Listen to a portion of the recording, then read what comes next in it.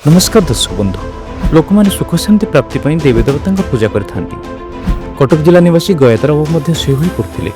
भगवान शिव बजरंगबली माता दुर्गा पूजा करुथिले, किंतु जीवन में प्रकृत शांति और सुख तांको मिल नथिला। तापर दिन साउदी अरब रे काम करथिया बेले से यूट्यूबर संत रामपाल महाराज विषय जानबा पाइथिले एवं तापर बदले देला सब किछि। सोशल मीडिया रे तांको एते आश्चर्यजनक लाभ मिलला जे तांको जीवन मोड़ बदल जाइतिला। कोरोना काल गाँव को फेरी नाम दीक्षा ना संकल्प करते। घर को फेरिया लोक मास मास धरी अपेक्षा करने पड़ुवा बेले गयाधर बाबू को तुरंत छुट्टी मिल जाता। यह कौन चमत्कार ठार कम नाला। मद गंजी अफिम गुटखा भाई निशा द्रव्य सेवन कर कोभास दूर दिने विद्युत आघात मृत्यु होता, किंतु संत रामपाल महाराज कृपार एक चमत्कार घटना घटला, जीवन बचीगला। आसन देवे शुणिया गयाधर बाबू मुखर निजस्व अनुभूति। नमस्कार सर। नमस्कार सर आपन ना कौन? मो ना हूँ गयाधर सेठी। सर आपन केउठर आछंती? मुझे कटक डिस्ट्रिक्ट बांकी सब डिविजन भेड़ा रामचंद्रपुर मुझे। सर आपन संत रामपाल जी महाराज शरण को केबे आसिले? मु 23/8/2021 संत रामपाल जी महाराज शरण को आसती। संत रामपाल जी महाराज शरण को आसिया पूर्व आपन केउ केउ भक्ति साधना करुथिले? मु सबु देवादेवी पूजा करी, भगवान शंकर आ बजरंगबाली पूजा भी करी, माता दुर्गा भी पूजा करी। सर आपन संत रामपाल जी महाराज शरण को आसिया पूर्व देवादेवी साधना करथिले, तथापि कौन आवश्यकता पड़िला आपन संत रामपाल जी महाराज शरण को आसिले? मु आसिली कौन पई जो देवादेवी तो पूजा करी, कारण मु थी साउदी अरब रे थी। मुझे मत भगवान गुरुंर जो फोटो यूट्यूब मो पाक आसला एमती मु पढ़ला देखला मो मन कौन एमती आसला माने आखिर दुईटबा लुह गड़ीगला। मुझे जापारि ए कि रहस्य रही। पुस्तक मगैली पीडीएफ मगला मत जन भगत मत कहले जे यहाँ संपूर्ण पढ़े। मुझे संपूर्ण पढ़ी पढ़ी सारापर कहले केवल माने न पढ़ियार कर कि पढ़े संपूर्ण। मु पढ़ी सारापर तापर मु कोरोना टाइम रे सेठी थी सेठू पढ़ी सारापर मो मन कौन है मुझे प्रभु हे गुरुदेव मत टे मत नहीं जातु नहीं गलापर मुझे मुझे सेठू जा नाम दीक्षा नेबी, किंतु मु ये कही। तापर 3 दिन होती, 3 दिन भितर मत आसिक जन कैंपस सेठी कहले आप गयाधर सेठी है ना? बोला हाँ मैं गयाधर सेठी। कहले आपका मतलब गांव जाना है? मैं बोला हाँ गांव जाना है। तापर हेटू मैनेजर हेटू फोन कले, मैनेजर फोन कले कहले आपको गांव जाना है? बोला हाँ मैं मेरे को गांव जाना है। ठीक है। मु कौन कली सेठू मोर हस लगे। मुझे तो अचानक कौन एमती है लोक ये बस 1.5 मास है एयरपोर्ट जापारना हठात मत एकुटिया कौन कौन ये कले। हेटू मन मन माने प्रभु को डाकिली, गुरुदेव को डाकिली। हेटू दिन कठी हेटू मत देले टिकेट देले। मुझे सारे मत गोटे कम कहतु Dammam to Delhi, Delhi to Bhubaneswar मत टिकेट देदेवे। आड़ू ठीक अच्छे।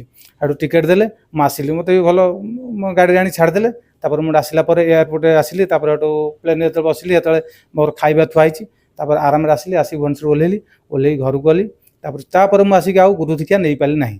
मु बहुत ये कली। मुझे मो बो को मो माँ को कहली, मुझे चलो नाम दीक्षा नहीं जाओ। मत कहले नाई बाबा तो मु तो बुढ़ी गली तुम्हें जाओ नाम दीक्षा नब। आटो मुझे रही टे अपेक्षा कली।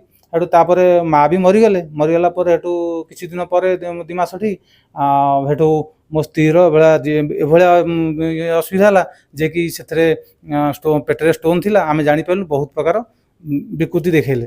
देखला हेटू मत मो स्त्री निजे भी कहले तुम्हें जाओ गुरु दीक्षा नियो। तुम आगुरी ये कहते गुरु दीक्षा नब, गुरु दीक्षा तुम सकाश मोर मुझे जाकि आसी गुरु दीक्षा नहीं दिन कटे दिन ऑपरेशन करने मेडिकल नहीं गली।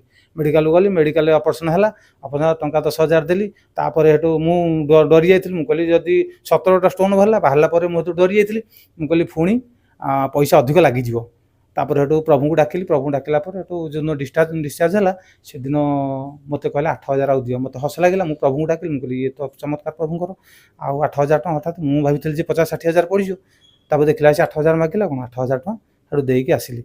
हेटू आसला हेटू मोटे आउ टे कम था। मुझे ऑफिसर कहली मुझे मत गोटे रूम टे दियो। ना रूम हेनी। हेटू किसी डाकिले। हेटू कहले हाँ ठीक अच्छे रही जाए रूम दिन रही। ये मोर लाभ मिली। सर आप संत रामपाल जी महाराज शरण को आसवा आपन को की लाभ मिली? मत तो बहुत किसी लाभ मिली। प्रथम लाभ होଉଛି ମୋର ନିଶା ଦେବ ଜିନିଷ। ମୁଁ ପ୍ରଥମେ ମଦ ଗଞ୍ଜେଇ ଏସବୁ ଅଫିମ ବି ଖାଉଥିଲି, ତାପରେ ଖଇନି ଗୁଟକା ବହୁତ କିଛି ସେବନ କରୁଥିଲି। 24 ଘଣ୍ଟା ମୁହଁରେ ରହୁଥିଲା।